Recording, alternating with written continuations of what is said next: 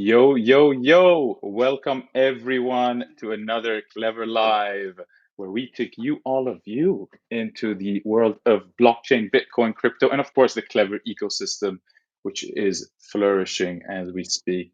Today, we have a very, very close friend of mine and an extremely important component of the Klever team, especially the technical team.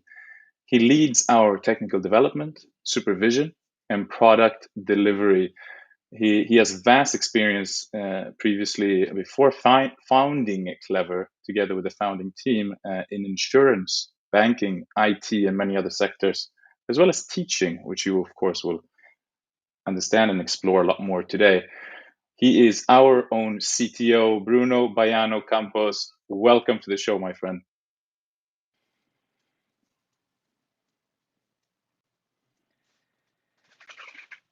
Hello, Misha. Hello, everyone. Thank Brother, you how for are having us. It's amazing to be here. My first time here in our live stream. It's awesome.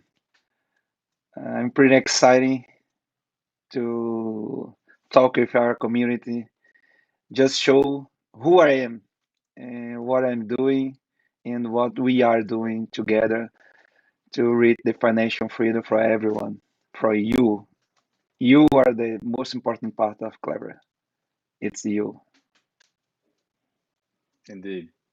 And our user-centric approach is one of the things that I've always uh, been very proud of when we grow inside of the crypto world, because it's all about our users, and it's all about educating new users and making sure that that existing users continue to educate others and spreading Exactly. the word of what we do and the entire, of course, crypto industry. And you were touching a little bit on about getting to know you, and I think one of the most important things to truly understand who you are and what drives you and your passion and your care for everyone inside of the team is, of course, where you're from. So let's start that. So Yeah. share with our viewers, where are you from, and can you tell us a little bit more of the story of living in a poverty-stricken childhood in Rio de Janeiro, and how has that affected you to be so passionate about what we do at Klever today? Yeah, actually, it's a little confused where coming from because I was born in Rio de Janeiro. Yeah, that's true. But I grew up in Salvador, Bahia. So I was born in Rio de Janeiro, here in a poverty family. My father was a seller of everything in his whole life, and my mother is a son of fisherman, and my father just uh, just uh, was born in a favela here in Rio de Janeiro, in a very violent favela in the Rio de Janeiro, and learned that the exit from that life was studying uh, to make his life better. So he teach me a lot about this, to study, always study. That's something that my father always said to me in my childhood. "Oh, my son, always study. Study is the only way that you can change your life." So because he did it that. So he was born in a favela and then reached two graduated course like economic in one of the biggest university here in Brazil, FGV, and did also administration in a public university here in the university, in a public university of the Rio de Janeiro, in the law school too. They did it also. So he started this. I always say to my father that he started my career because he started the things before I was here. Start to study, start to make He my laid the make my foundation for you. exactly the foundation. And something is very important to have a foundation. And I thank God. It's my belief that I had this. I mean, I have this great family behind me that support me. Today, my wife is in the same way, always support me. And and and and that's the story behind Bruno, behind Baiano, because I was born in Rio, and then because of the poverty, because of the hard life that my father had here, he moved to Bahia because of the family of my mom is there, and can in that age until now can support them. And then they moved to there, and I grew up in Salvador, and I take the place for mine, like Salvador, it's in my heart. So that's why I am Baiano, you know. And the big family in Bahia was amazing because, again, yeah, the poverty is Here there we go. again. Here you go, a huge family. Tell us about Yeah, this. Tell us about this picture. yeah, a lot of cousins because most of the poor families here in Brazil is like mine. My mom have like 10 siblings, so I have a lot of cousins, a lot of. So that's me with my cousins. Amazing group. I just love my whole family. We have a WhatsApp group. We talk almost every day, and it's amazing. I just got emotional when I saw a picture like that because it's awesome to see where I come from and where I am now. It's something unbelievable. So I started in this family, like I said, in a poor situation. Like you can see in the picture, we don't have like fancy houses, anything like that. Is everything very humble, very simple, but everybody has a great heart, a great heart. Like love is in the family for sure. So that's why I'm always with this big smile. I learned with my family that a smile can open a lot of doors. And when you don't have money, you have your your tooth, your teeth. You can use it. You just give a big smile and try to make your life better. And as I said before, I started studying a lot since my childhood because of my father. My father just put in my head like study, study, study. So that's what I did in my whole life until today. I love to learn. I love to read books. I try to read like 5 or 6 books per month. Is something that I put a goal because I like the knowledge, not any kind of books, but books that can increase my value, the value of my knowledge. So because of this, because of my family, just learn from them, and that's me. Starting since the beginning, I started with computer program because of my father again, because my father was a IBM seller. He sold the first supercomputer in Bahia for the Prodeb, for the company that process data of the Bahia state. Is a state in Bahia. I mean, Bahia is a state in Brazil. Sorry for the guys who doesn't know Brazil. So my father sold the first one, the first supercomputer. Like, and one day he just brought, I mean, not brought, but just bring it to home a computer. I think it was not, he didn't have money for buy one. So was like borrowed from the company, from the IBM. Thank you, IBM. So because I started my career because of this computer, because my father just put this computer on his desk, and actually he didn't know how to do anything with that computer. So I started to read the books, and that age I already a little familiar with the English because all the books was in English. So I started to read the first book, and was about the OS, the DOS, the operation system, and I start to learn how to put the flop disks. Imagine in that age, flop disks. Yeah, I started with programming with flop disks. You need to code and change the flop disk. It was another time, another age. Like today is very different. I think it's we have different challenges, but I think it's more easy to program today. I think. um, and that age I started to read this book, and there was another book about Basic, the programming language. It was my first programming language, Basic, not Visual Basic from Microsoft, the Basic, the foundation of Visual Basic was Basic. And I start with Basic, and I start to do some little things like menu for my father to enter in the computer, and go to the spreadsheet, and go again to the in that age the a program like a Word that you can type a document. And I start to do some little things. And my father one day just said, "Wow, you are good on that. You are very good on that. I think you are good than some old guys on my company, on the IBM." And I was only 15. So my father just started with me a company, because my father is an entrepreneur in your own soul. So that's why I'm entrepreneur too. I learned from him, and he started a company called Logicomp.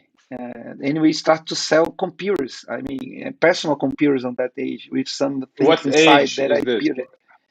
How, S- how old are as- you uh, at this time? yeah, I started with 15 years old, and then with 17, maybe 16 to 17, my father started this company. Maybe 1 year and a half after I start my initiation, my programming. Um my father just saw an opportunity, like, wow, I have a son that has some talent. I will use it. I'm an entrepreneur. I will use it this to make some money, because it's the way that he found, right, to change our lives in that age, in a hard life. I can say to you, my father, for example, didn't eat meat for a long time. For a long time, it's hard to say that, but yeah, that's true, because meat is like something luxury for people here in Brazil that don't have enough money to pay for a meat. So my father has a lot of histories about that, like fruits. Some fruits are like unreachable to people that don't have money. So any opportunity that he found to change this way, changes his life in our lives.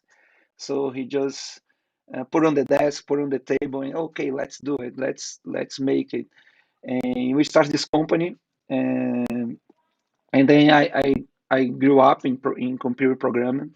And one day I just said to my father, "Father, just keep doing, because we grew up with this company, like with 50 people in the company, and the company stayed selling personal computers, but I just spin off because I like to program, and I want to keep my programming skills. So I went to the I went to the market. I mean, to be an employee again. I mean, for the first time, because I start my career with my father, and then I start to be an employee. So I was an employee from an internet provider in Camaçari, in Bahia, also. Is a city close to Salvador. The biggest city is in Salvador, in this near city. It's like a city that grew with Salvador. Um, so that in that internet provider, I learned a lot, because I learned about security. That is one of my top subjects, right? Since that age, I start to trying to crack some things in that age. I remember that once I tried to crack the send mail, a mail server, that I try to find in the internet all the exploitables, send emails and try to crack it, and etc. Because it's the way that you want to learn. You want to see if you use the skills is good enough to exploit a failure. So that's I started my career in security. But I didn't stay. It's funny, because I didn't stay in security. I started doing a lot of things security, but a lot of people just call me because I'm good in coding and in fixing wrong codes. Yeah, that's true. So I start to be called like, hey, Baiano, come here, look this code, look this program, look this system. What is going wrong? I'm not sure, but sometimes this program just fall out, just broken, and I don't know what's happened. So I am a good guy. Like I have a lot of people said this to me a lot of time. I have like iron balls, like Joe said, because I'm a very patient guy. Like I doesn't matter if money on the table is losing because the system is out of system, but I stay calm, I stay focused and fix and solve the problem. So I start my career in this way, just looking the problem and isolated the problem and in the problem to solve it. So I start to do that in the internet provider, and then this just blew up from Salvador, and a lot of people in São Paulo just start to call me, and just I start my career in the financial area, in the one of the biggest insurance company in Brazil. And I start there. In that age, I was a Java man. It's funny because I start with Basic, then I go to Delphi, and before the I just code in a lot of language. I don't have any kind of preferred language. I think the preferred language is that they solve the problem, and that is good, and that is performatically, and that is modern, and that's address the most uh, issues that we have in computer programming. So sometimes we need to be aware of what is happening because some new language just pop up and it's better than the old language before. But in that age, I was a Java man. Yeah, I mean, I work a lot with Java. I would say that I still be a Java man, I would say. Some people still say that to me because I work like 15 years with Java. So because the financial market is built with Java, so that's why I go deep in Java platform. So in that age, I just start this and make a lot of fix with that age doing the relational mapping to object mapping, like we call ORM, like objective relational mapping. Like a lot of companies in that age, I mean, tech guys didn't understand because we always programming in that age in programs more like structural programming, uh, like the file, and then start with Java, and Java is object-oriented programming, and was a boom in that age. Like a lot of people with relational database, like Oracle and SQL Server and etc. And but didn't understand how to make the bridges between relational and object-oriented programming. So I founded my career in that age doing this map and making the queries and fix a lot of things, including security things from mapping relational to object mapping. And that age was very, very, I mean, I'm always fun when I'm coding because it's something that I love to do. And in that age, I just start to find like SQL injections on those systems. And oh no, man, this is a huge company. How can can make a system with this kind of a failure like a SQL injection? Oh, come on, take a breath. Let's fix. So I always there to fix this kind of broken systems or issues. And And that's so I something, start. I mean, talking about fixing, I mean, Yeah, that's something I've seen yeah, over the past, over well over 2 years that we've been working together so closely is that, anytime anything needs fixing, whether it's a blockchain or yeah, a file that is not in order or any security architecture that needs improvement, you're always there. And you're always there to teach, and you're yeah, always there to guide yeah, and to mentor the entire team. But let's talk a little bit more about the kind of evolution of the scaling of our operations from when we were Yeah, around yeah, 8 only until we're more than 120. But let's go from the beginning. Um, you you taught at an institution and you met someone. His name yeah, is Dio. yeah, He's our CEO yeah, and co-founder today. Tell us the story, how that happened and how you founded Klever together. yeah.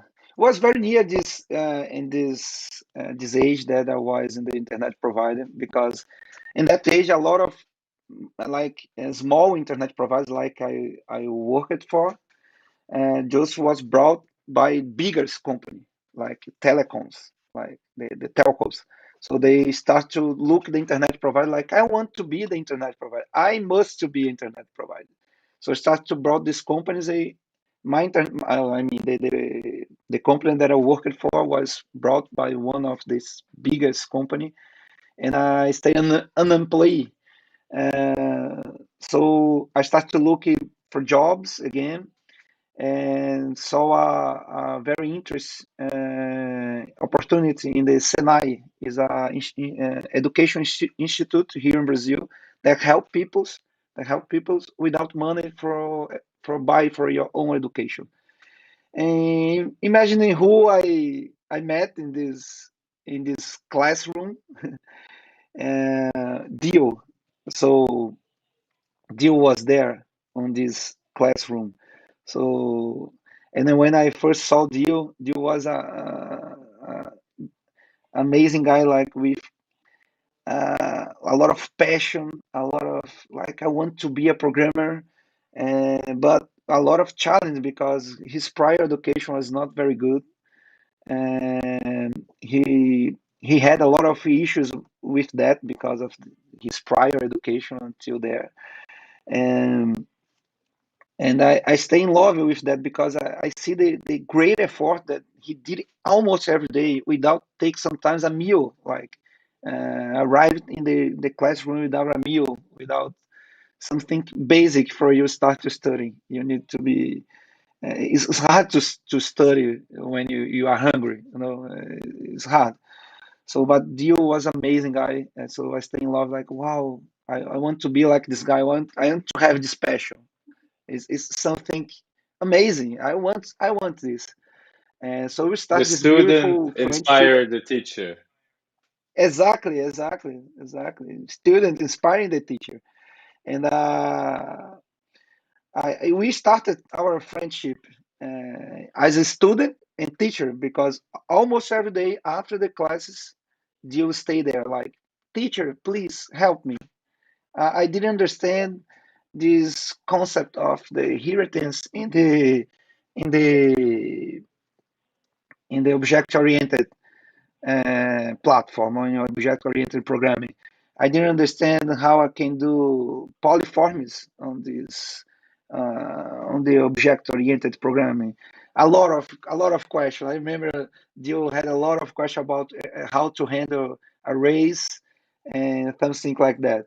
So almost every day I stay with Dio to help him and teach him, and this start this beautiful friendship that we had until today. Uh, so was amazing because if you see the history, how we started and how in our journey, it's something unbelievable, because we starting from nothing, so we start from nothing. So we start to this friendship, and then one day I was in another, not the first one, but in another biggest insurance company after pass from banks, consulting for banks and etc. I was with Dio, and Dio just called me and said, hey, I want to make a business, do you want to be my partner? And I say, yes, sure. You are the guy that I want to be partner, because I don't know anyone with more passion to be an entrepreneur like Dio. So yeah, so we started a company called our first company was Get.io. So we started this company to build a crawler. And we had a great expectation that age. We start to build like the another Google, because we start to build amazing algorithm to index the web. We really try to do something different. But in that age, we were only a bunch of nerds without any knowledge of marketing, of how to approach customers. We just know how to code. So basically, was that, and that's why we were in this journey, learning until get Klever, because Klever is amazing. Because it's the when we start with Klever, we are not anymore a bunch of nerds. No, we learn a lot about marketing. We learn a lot about manager. We learn a lot about like human psychology to manage people. Like we expand our uh, tech stack, so we were finally ready for handle Klever, to build Klever. It's awesome and an amazing, unbelievable journey. Thank you for the question. It's amazing. If I stay here, I will talking like hours about that. I know you will. You've done it many times in the past, and I love it. So it's so great to hear it over, and it's very important, of course, for our users and viewers around the world to understand also where you come from and how you met Dio and how we got started. I see a lot of comments throughout all of the platforms that we're streaming, or whether it's YouTube or any other, about so many being inspired by your story, coming essentially from nothing and so many inside of Klever. So many of us come from very humble beginnings Yeah, where money was definitely not something that was an overflow, but mainly the opposite. And that is something that truly drives us forward on every level throughout the company, and brings us to our mission of providing decentralized, financial, simple, powerful tools exactly. that the easiest to use on the entire market, and with specific, of course, uh, place in our heart to provide this to third world countries and developing regions. So keep commenting, guys, on a specific thing, of course, regarding Bruno's questions. If you have questions for Bruno, he is the CTO of Klever. We will go through many different topics today, but do please drop any and all questions you have, and Warren, Matthias, our backstage team will collect them and we'll go through them in the end. Yeah. And smash that like button, share the video, and of course subscribe to the channel, guys. Let's move on to where we are today. Um, at CTO of Klever, what is your role and responsibilities today as we're scaling the company exponentially and building so many interconnected products to change Yeah. our users' lives? And how is it different from when we first started? Mm, amazing question. We talk here about I mean, exciting to talk about our history, right? So in the beginning, you know that in the beginning, I did almost everything. If you want to do something, if you want to put something in production, you needed to talk to me, because I was the guy that put everything in production, handle alone with the production environment, and with security, and with the infrastructure and the architecture.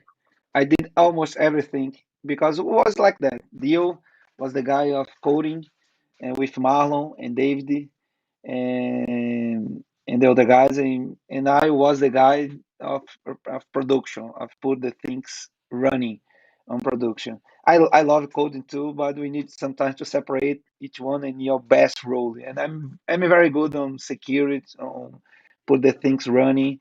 So in architecture, software architecture stuff, I was a software architecture leader in a huge company with like hundreds of people. Uh, I mean, guiding a hundred of people. So I'm good on that.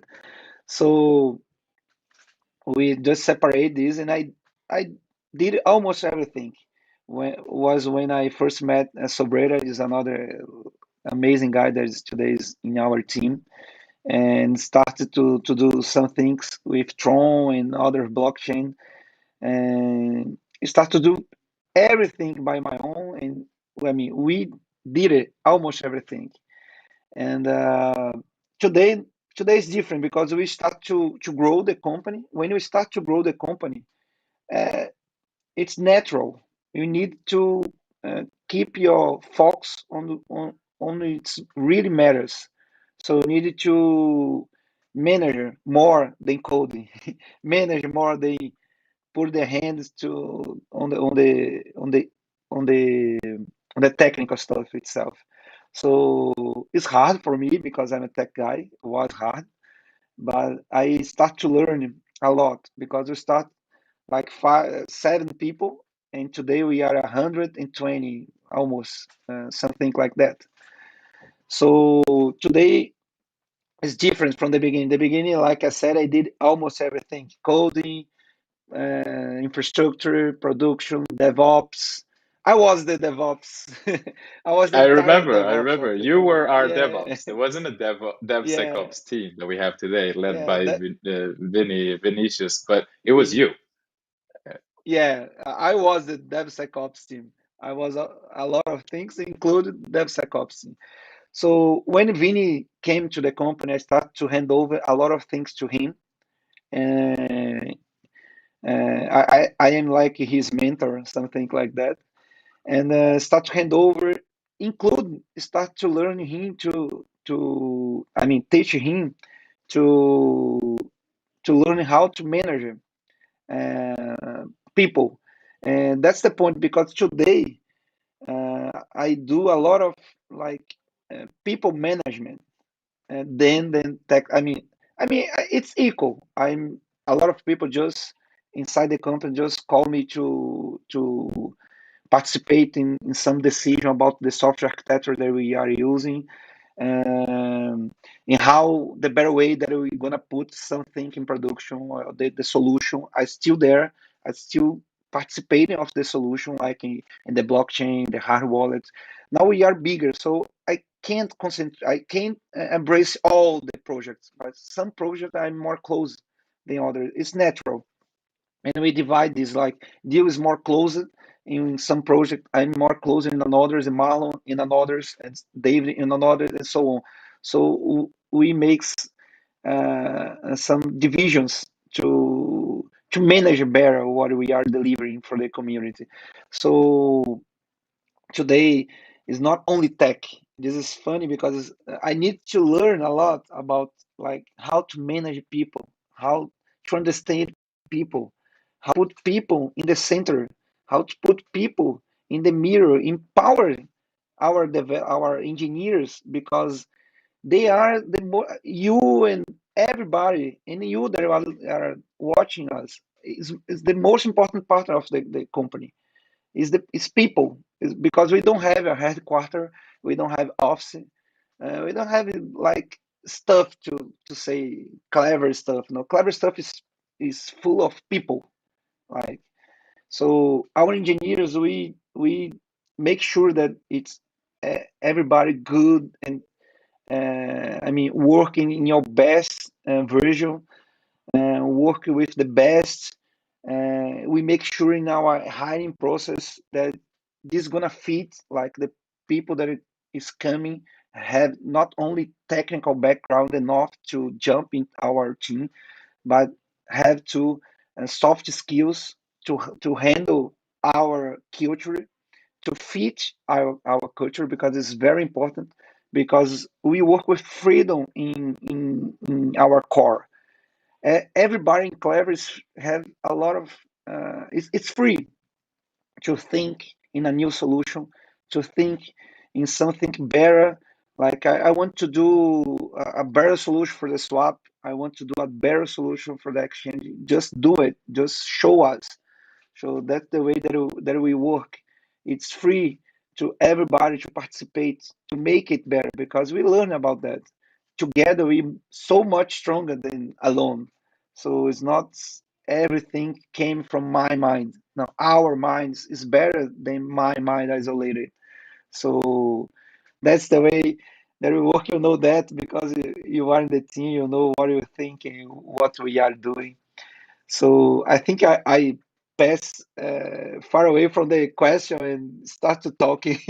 No, Let's actually, get I back. think it's great, and it kind of goes into to our next point, and that is something that I know you are so incredibly passionate about, and something that you value most in this entire world, almost, and that is our company culture. And uh, as a remote and global company with no physical headquarters, building decentralized P2P blockchain powered products, our company culture is quite unique in the world today. Um, Yeah. how do you approach the way that we structure and organize our teams and squads, and which values do we value, in your opinion? Yeah, amazing question. Link it with the what is I was talking about. You are the guy, Misha. So You're the guy, Bruno. yeah. Don't forget that. So as I always say, I worked a lot um, for huge companies here in Brazil. I mean, the biggest insurance company. I worked for the both biggest insurance company in Brazil, and I was consulting for the biggest banks here in Brazil. And what I saw a lot of things in a wrong way. What is a wrong way? Like a developer without the opportunity to show the right solution for some issue, because some manager just want to make sure that they are following the rules of the company, following some internal rules that sometimes we just can't comprehend. Uh, but it's the corporative market, you know. I'm talking about companies with like 7,000 employees, so it's a huge company. So a company with a lot of process and rules, and people is behind all of these rules and behind all of this process. Like process is most important than the people, you know. So when I saw this, I mean, when Dio just proposed me to be his partner, like let's make a new company. So we just put this on the table, like let's make it different. Like this kind of situation just waste of time, and in a lot of places, corporative environment just don't take care about people and don't take care about their own products. It's crazy, but that's true. So we start to thinking in a way that we put the products, I mean the people, because people that use products. So if you put the people in the center, people, if you empower people, you put it in the center, so the products will be better because it's a result of this. So it's amazing because we start to study about companies that do that. Like, what company is doing that? So I start to study about Spotify, about Amazon, Jeff Bezos. I'm a great fan of Jeff Bezos, and Google, and we start to learning like reading books and talk with people from these companies, like what you guys are doing there, how do you guys make sure that the structure is following the display of putting people in the center, put people, empower people, and make products better. How you guys are doing? So I learned a lot of OKRs from the Google. I learned a lot about the squads from Spotify, and the model of the Amazon is awesome too. So we got like the best of, I would say, the best of these three companies like Spotify, Google, and Amazon, and we try to make our own, like with our own personality, like our own Klever, with our own way, Klever way, and just we start to create our own values. So we have some values here, like take ownership, like be your best version, be your best version, like, we start to make some values here. There's incredible values. That it's the result is our products. When you look at our products, you see that. You see that people are caring about you that are using our products. People are aware about the bugs, aware about everything that is uh, is occurring inside the app. People in with the users, because we are empower people. That's the main point about our culture, right? In the end, what's most important is the teamwork, not my work, my job isolated, but our job, our work, teamwork, our deliverable. So I think that's why it's unique, because we look to make something very different. For example, we make sure that everyone in Klever uh, will reach your financial freedom. Not only us foundation founders, but everyone. We do like a distribution of the bonus of the company. Like if the company is good and making profit, okay, let's share with everybody in the company. Let's share the foundation KLV with the whole team. So you know that we do that. This in each 6 months, we evaluate the team and make sure it's everything good in whole life, include financial. So because it's not don't make sense. We we sell the financial freedom. People that work in Clever need to be freedom in financial way too. So that's we focus on that, and it's Yeah, unique. for sure. And it's a unique approach, and it's very people centered, as you say, and user centric. And I think one of the things that if there is an issue, if there is a bug, if there is anything, directly the dev team is aware of it, because our users are so close to our dev team, and our developers are constantly interacting with our users to make sure that anything that needs to be optimized is optimized. And I think that's the magic that happens, right? Like you're talking about, it's not about what you do or I do or Dio do or Pereira does or anyone else in the entire team. It's about what happens between us. And that is the Exactly. magic that happens in the Klever way, right? So let's move on a little bit more to an issue, of course, that is very pressing, and one of the reasons that we do what we do, and that is security.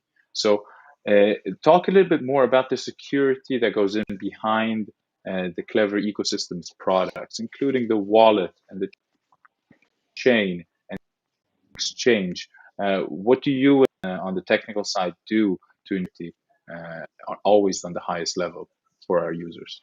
Yeah, amazing. I think everything starts with the wallet, right? Because if you want to run an exchange or anything else, you need a wallet. So let's talk about the wallets. We start actually our first version of the wallet. I mean, the first version that we developed was a cold wallet, because I like I said, I'm always aware about security. I love this area. And today I'm not the specialist of the company. We have other specialists, because I look more overall way of the security. But yeah, I'm very excited on this topic. And as I said, I start my career trying to exploit some sending mail service. Yeah, I confess. And so it's an area that I love. So we start the wallet doing something like how we can prevent to expose the private keys. And it's amazing to talk about that. Can I make a quote here? Like, blockchain is a technology. It, I need to say that. Sorry, I'll go back to the question. I promise you. No, But this is the question, of block. course. Always go deep, always dive deep. Okay, yeah, because blockchain is a technology uh, that is a technology that we had for so long time. Like this crypto algorithm that we use today inside blockchain, inside Clever, um, inside our products, inside the tech stack, like the blockchain. Uh, are very old. A lot of people didn't realize that and didn't know that. Most of people didn't know that, but are old, like from the 60, from the 50, Hmm. like mathematicians did this algorithm so long time ago, but we didn't have the technology to implement that. A lot of crypto technology, it's so old, but we didn't have the, but in that age, they didn't have the technology to implement that. It's for me, I just stayed I think like a that. great analogy is, or to understand what blockchain technology truly is if you break it down into two components. One is like you're talking cryptography, right? And we're talking about Yeah, something that exactly. started to be developed during the Second World War and perfected in the 50s and 60s, and then it was a technology that existed for more than half a century. Exactly. But only when it was combined with something else, which is also quite an old technology, which is distributed computing. That's when we Exactly. were able Exactly. to start, flourishing in the blockchain. Boom. Boom. Yeah. So that's why I am excited about the technology because it's something uh, old that combined with the new technology, like I said, like peer-to-peer technology, it's capable to build a new technology to to store data in a right way. When I say right way, in the private way, in a safe way. It's not a centralized database that could be wrecked anytime, but something like almost unwreckable because we don't have a compute power to wreck a blockchain technology right now. So it's something amazing to say. But the cryptograph, I'm talking about specific about cryptos algorithm. I mean about cryptography algorithm. The It's cryptographics. algorithms. Yeah, cryptographics algorithm. Thank you. Cryptographics algorithm. They are old and very old. For example, a lot of algorithms that we use, sure, we are improving, like we as a IT and IT guys and we as human are evolving this. But when we saw the first saw the blockchain technology, we just get this part of the cryptography and say, well, let's use it again, this part to make sure that the private keys are safe. So there is an algorithm called password-based derivation key algorithm. So it's an algorithm that you can derivate private keys and keys in a general way speaking from a password-based.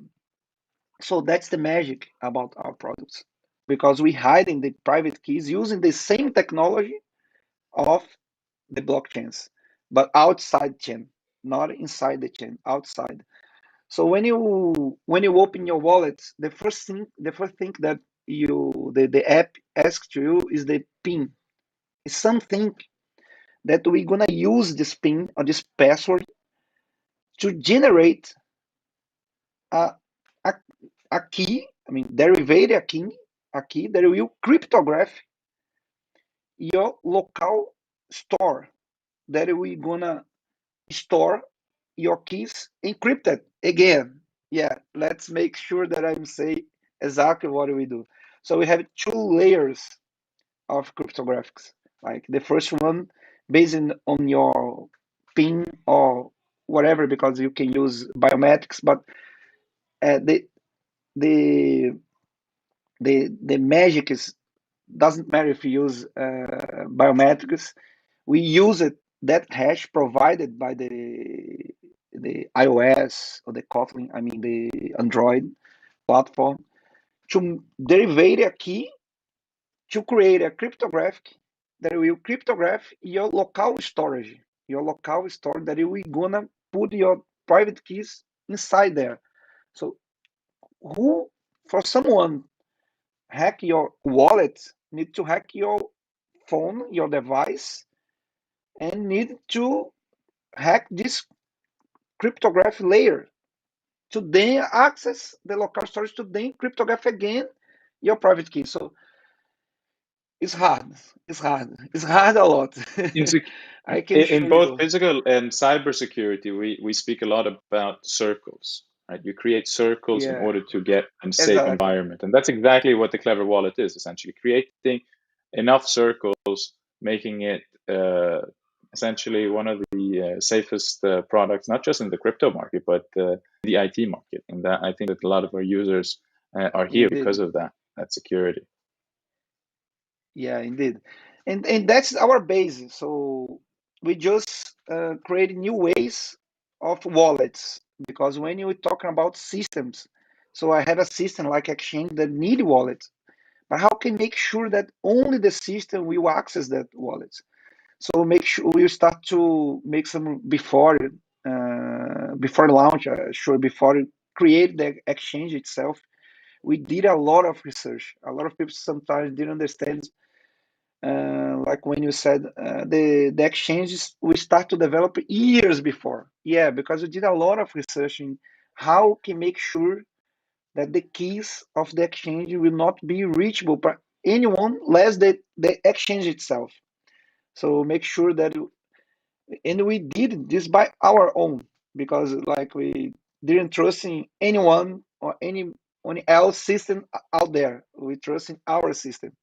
It's And a please touch behavior of upon that security. a little bit more on the clever approach of using proprietary tech. 100% built, this is a house built in tech, meaning that it's only our own code. Why do we do it, and what advantages does it bring?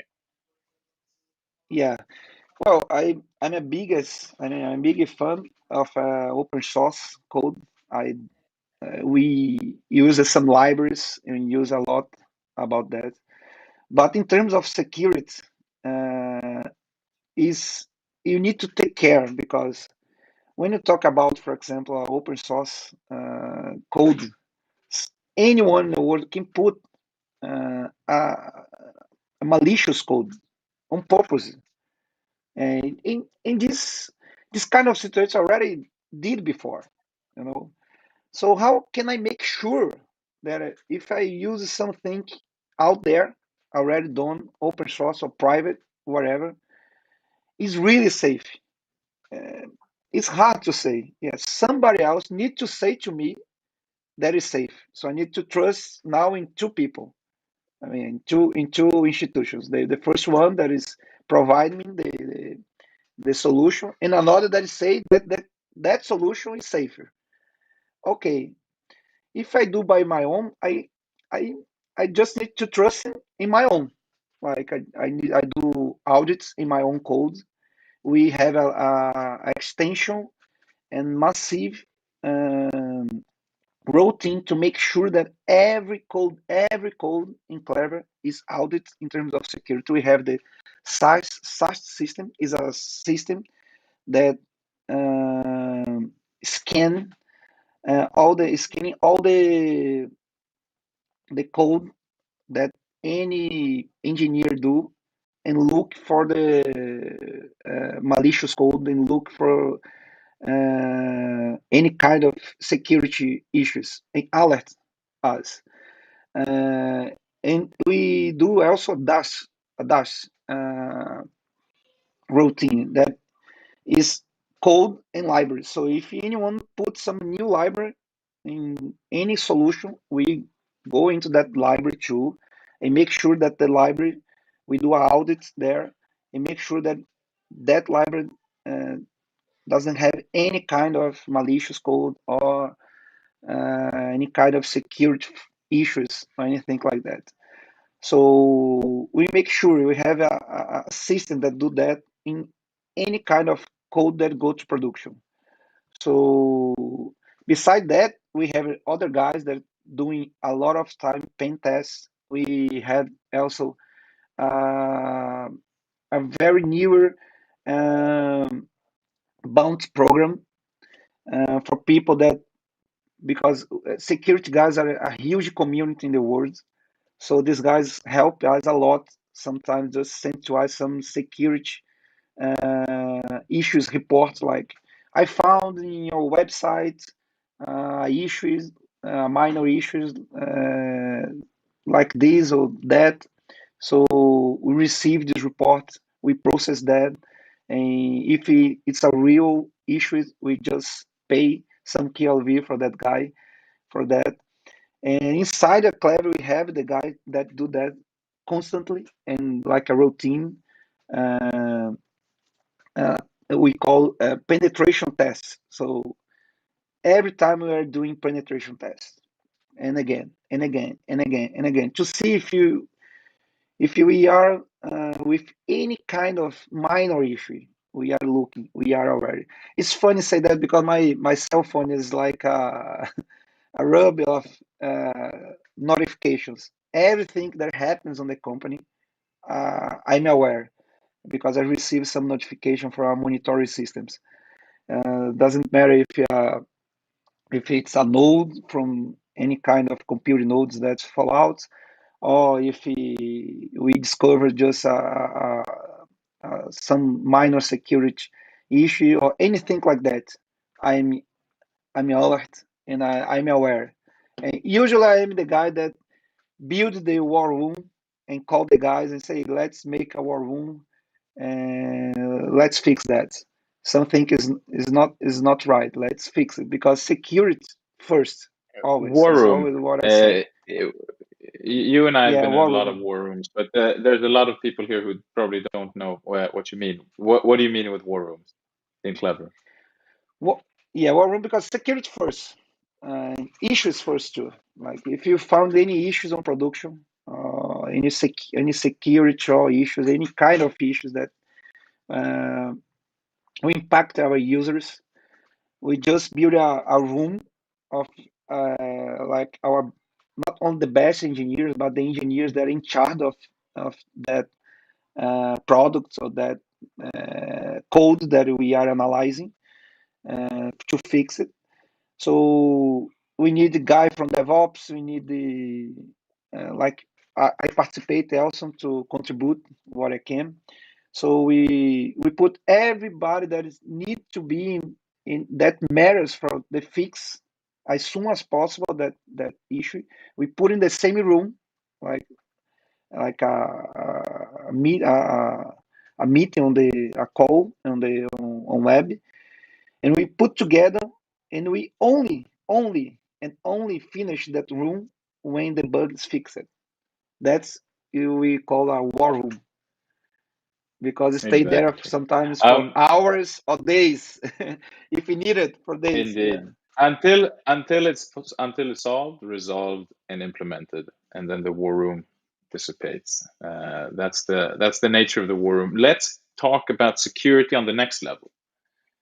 And meanwhile, guys, continue sending your questions. The backstage team are collecting them. We are already 1 hour in to this conversation, which is usually the time that we say goodbye. But Bruno always comes with so much insight and so much passion and so much knowledge. So we'll continue. And please do stay with us, guys. So let's talk about KleverChain and the next level of security for the entire Klever ecosystem. Uh, Enlighten us more about the properties, the speed, the fees, the caps, and the cross-chain, um, the true cross-chain infrastructure for the crypto ecosystem that we're building with KleverChain. Yeah.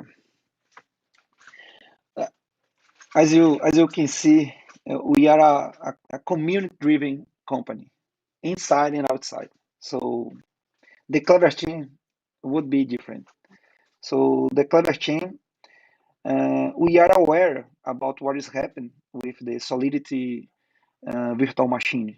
So we saw and we see and we saw a lot of smart contracts be hacked, and smart contracts that scan smart contract. So a lot of people just write a handle code, put there, and did some marketing, and a lot of people just jump into.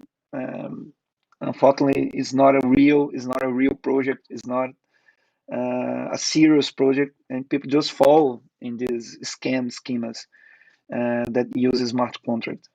And the smart contract itself, I mean, because of the solidity, because of the the way that Solidity virtual machines run inside the blockchain, because on the time of the transaction validation, you open a door to run some code on that moment. That is the what the Solidity virtual machine do. That's why it's called a Solidity virtual machine. It's a virtual machine that run inside the blockchain transaction, inside the blockchain validation. So this is good because a lot of people can write codes and write the apps. Is amazing. I'm very excited about this part. But the other part is the worst part is this code, because it's not really. I mean, uh, it's something that will be running on the timing, on the runtime, can be exploitable. For example, one of the first exploitables smart contracts is when some parameter expect a positive number, and some hacker just put it there -1, and -1 just broken the smart contract and open a way for the attacker to steal the funds. So we want to fix this. Want to fix for this kind of situation. So the way that we found to fix this is no more virtual machines. So we're gonna now run the code natively with the blockchain, and we're gonna pass this code in our security routine to make sure that the code is safer, not malicious code. Uh, I describe it right. The machine that we look for the bot that we look for the issues, security issues on the code. So we're gonna run this same routine on the blockchain proposals code that will come from the community. So community will propose code for our blockchain. For our blockchain. Um, okay, but let's make sure that it's a safer code, and let's make sure that we're not scan anymore. So let's make sure it's a serious code. So that's what we are doing to fix this problem. So like I said, I just love Einstein, and I always say that you need to uh, uh, be out of the box to solve problems that you are in. So we look outside the box and see how we can fix that. But how people fix that on the real world, outside blockchain bubble?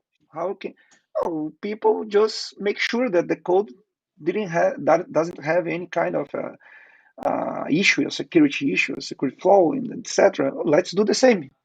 So let's make sure that everything running the blockchain is safer for the users. So that's what we are doing with the key apps. So you're gonna have like a lot of features built in inside the chain. You just need to pick up these features to build your own key app, but will be a key app safer. Uh, no, no surprise, no more surprise. -1, wow, stolen the funds. No, no more surprise. We are make sure that this code is ready to be there in the same way, in not running something that we're gonna uh, understand on the runtime. Will be compiled, will be linked and compiled inside the chain, so natively. So it's safer than ever. And And we're gonna regarding address on the governance. yeah Sorry. the Yeah. yeah, the governance itself is community driven through the KFI Yeah. token. It's a very interesting Exactly. approach to build things in talking about features, triggers, clever contracts essentially natively into the blockchain, making it infinitely more secure, and of course easier to build for all developers around the world. It's a very exciting new approach developed by you, Sobrera, Dio, and the entire team. Exactly. So kudos to you. But Sobrero is the regarding guy. the power, Yeah. of course, there's no one like Fernando Sobrera, our No director of one. blockchain No. research and development.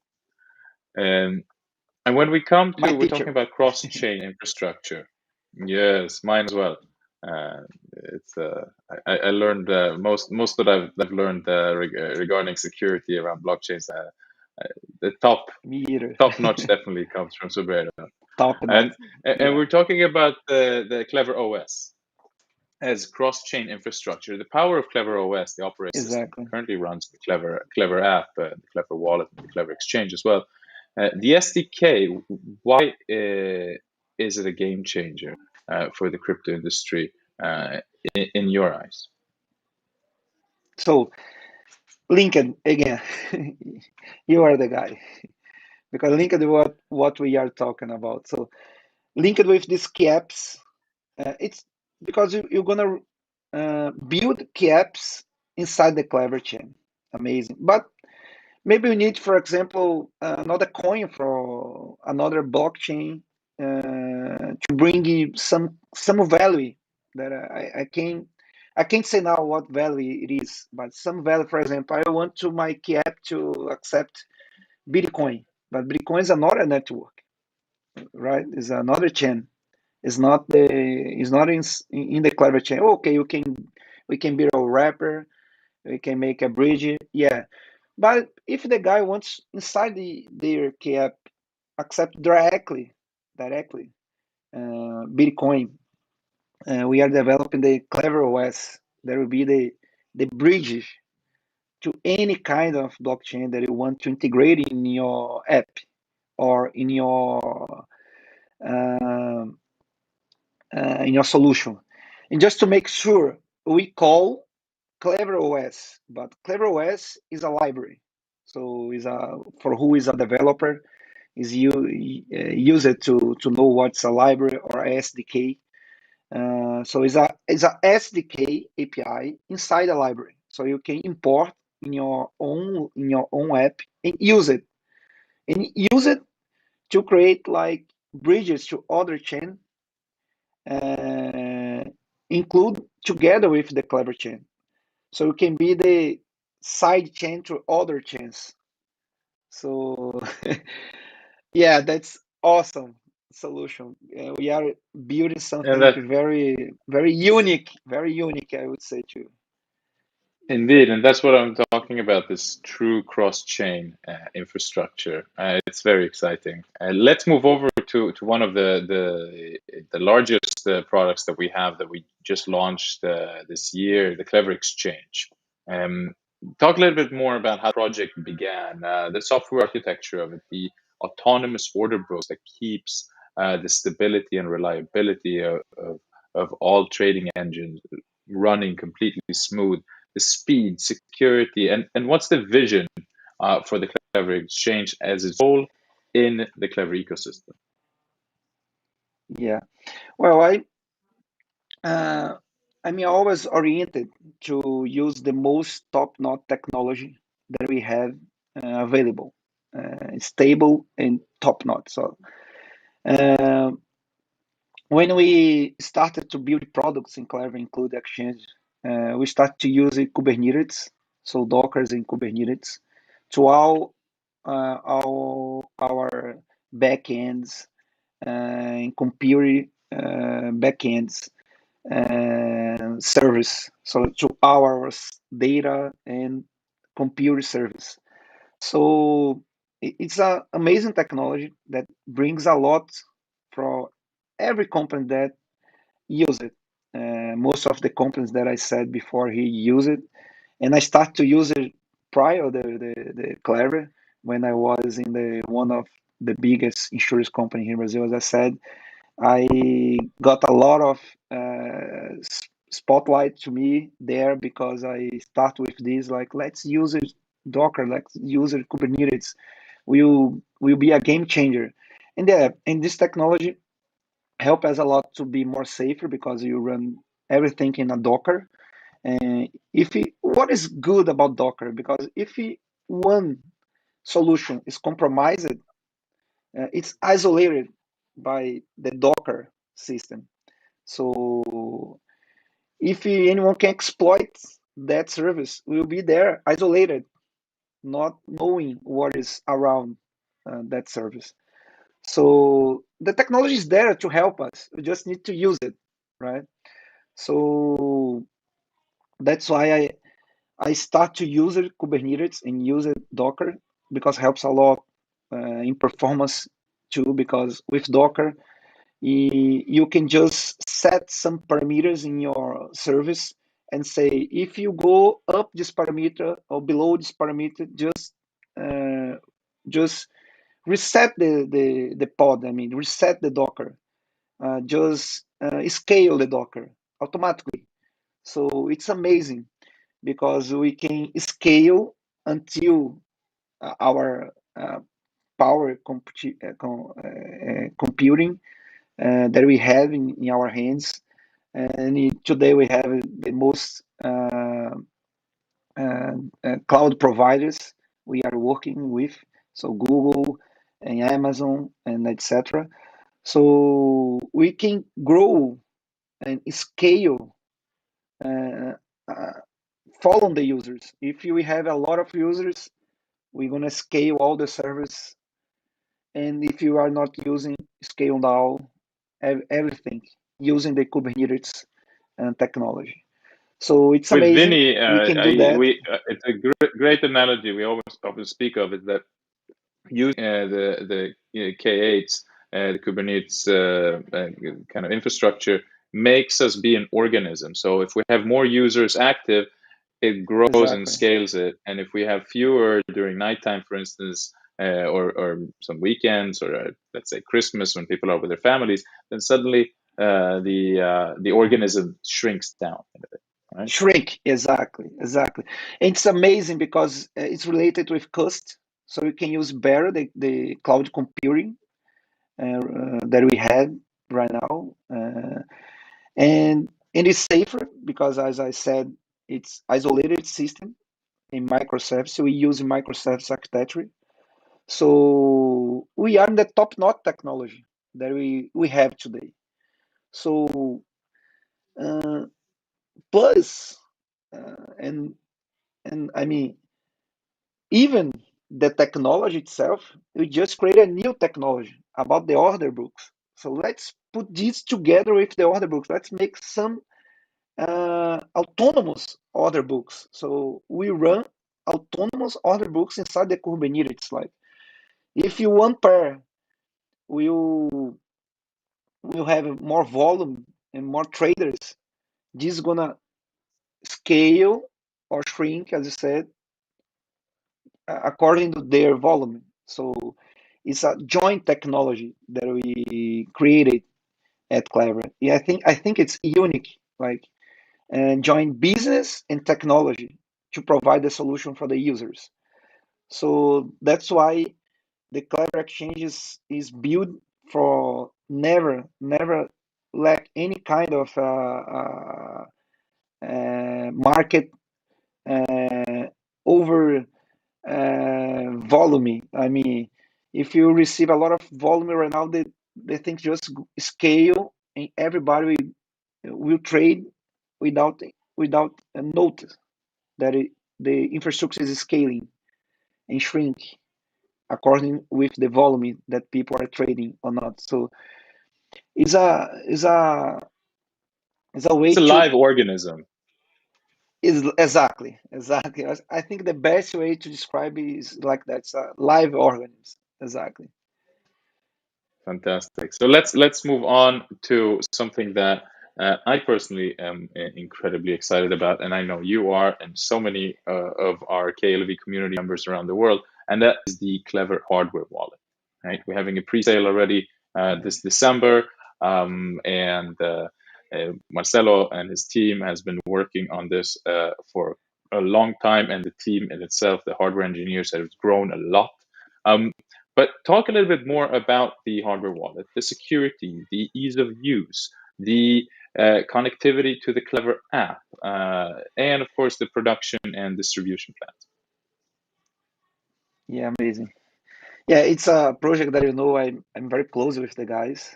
I follow almost all the meetings of the project. Uh, I'm very excited about the project. As a tech guy, I love to work with hardware. I start my career with hardware actually, building, selling personal computers, as I said. So I love to see the circuit integration, the things that guys are doing, the firmware that we are developing. So again, everything starts with a wallet. So the hard wallets won't be different. So it's a device that we make sure that your private key will never be reachable outside that device. So again, double encrypted again in that device. Your private keys are safer there. So in the communication is very important part. So we develop a private, I mean, our own protocol to make sure that communication between the device and your computer or your cell phone will be full encrypted and full trustable. I describe a little bit about this secret about this protocol on our MA with the KuCoin guys. So it's described there how we encrypt end to end all the communication between the device, I mean the hardware wallet and your device. So we are very careful about that to make sure everything is encrypted. In no way for your private keys go outside the the hardware. The hardware uses accelerated cryptographic processor. So to make sure that every command that you send to the hardware will be fast, will be performatically. So we are invest a lot on this project because we want to make sure that crypto is for everyone, and everyone needs to be safe about your own crypto. So we have on the product, like I said, a specific processor for cryptographics, and the circuits are protected for someone that want to like get physical your device and try to hack can't reach the circuit. So we're protecting all kind of ways to make sure that your private keys are safer on the hard wallet. Fantastic. Yeah, I can't wait to get my hands on it, Yeah, and of course to get it out to the community. Yeah, go on. yeah, me either. And sorry, I forgot the last part. And we are developing a full integration with the Klever 5, with the new version of our wallet.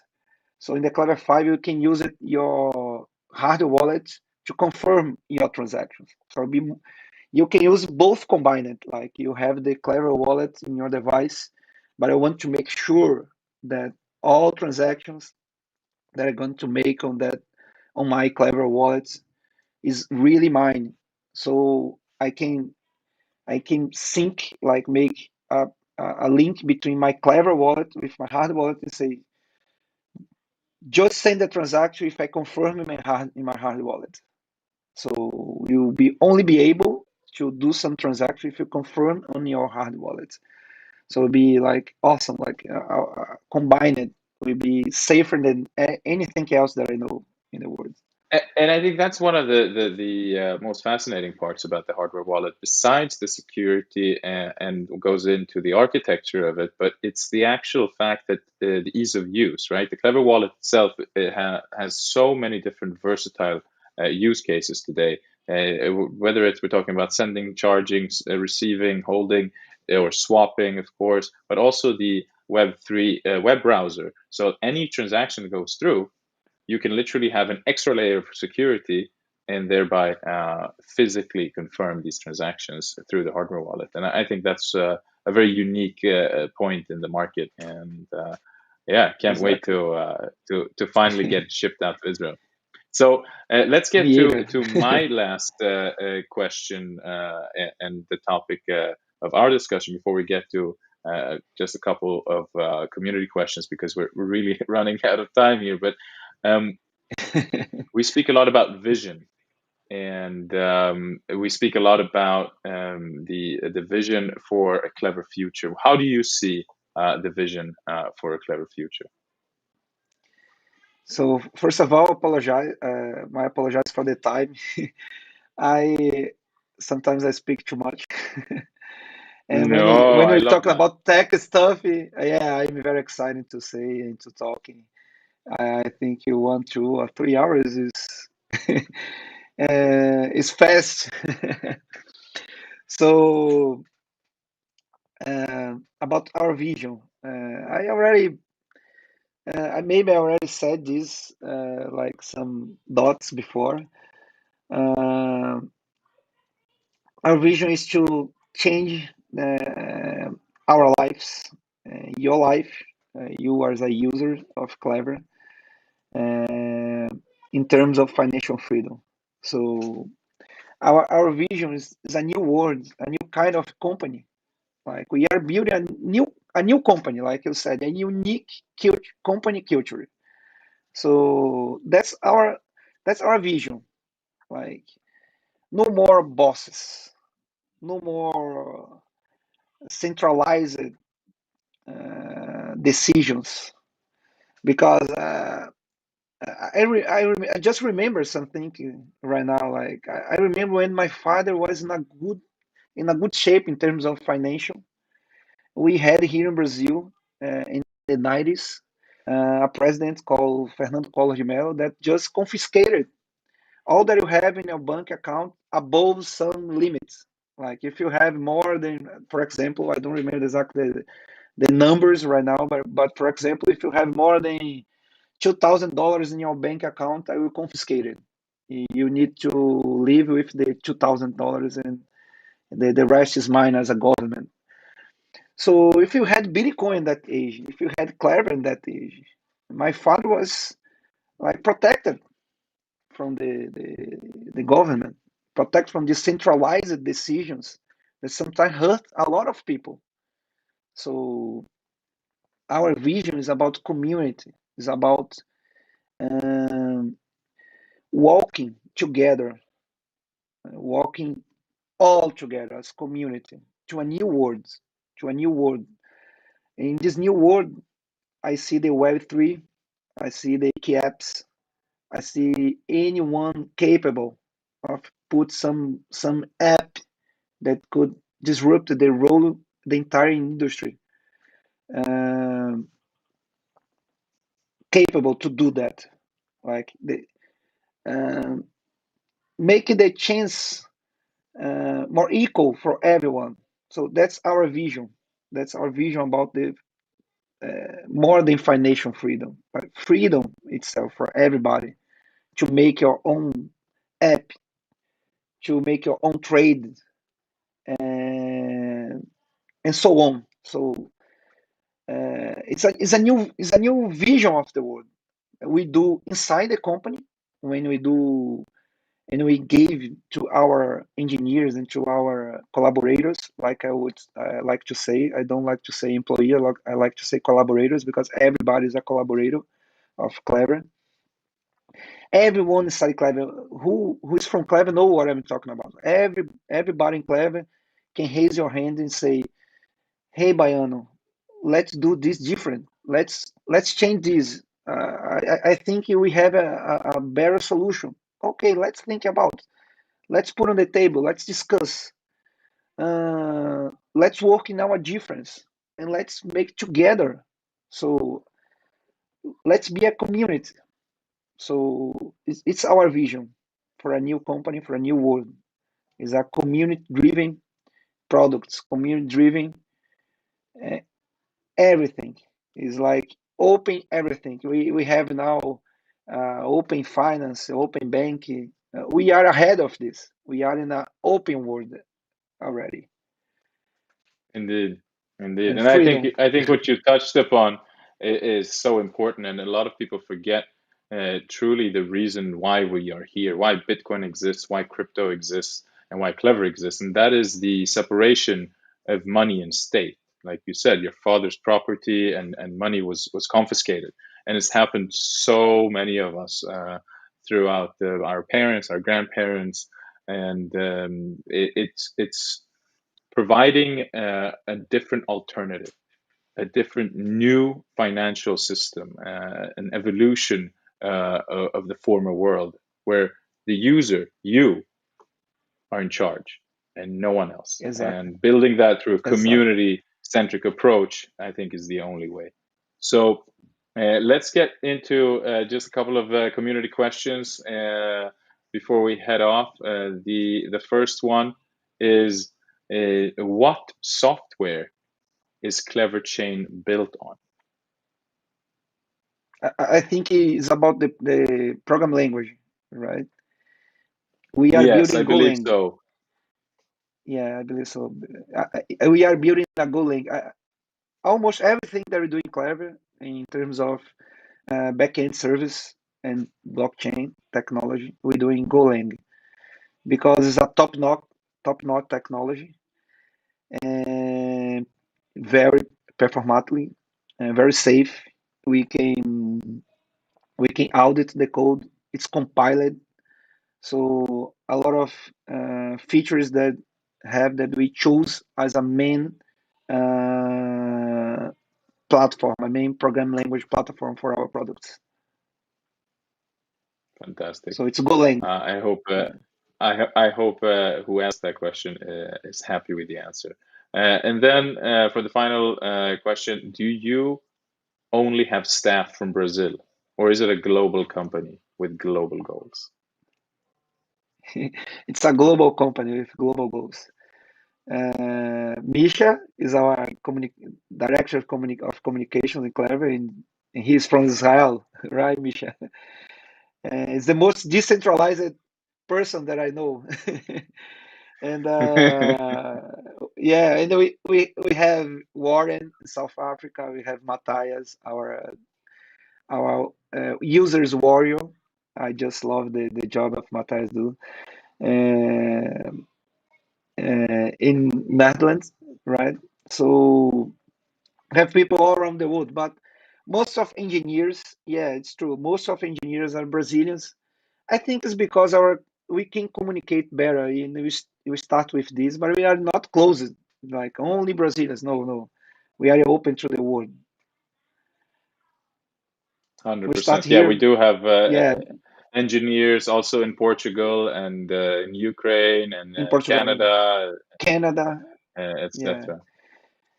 But yeah, but a lot of Brazilian because imagine I my career was here in full Brazil, so I had a lot of colleagues that hey come to work with me at Kleber and Dio Elson and David Elson. So a lot of people are in Kleber today because worked with us before Kleber.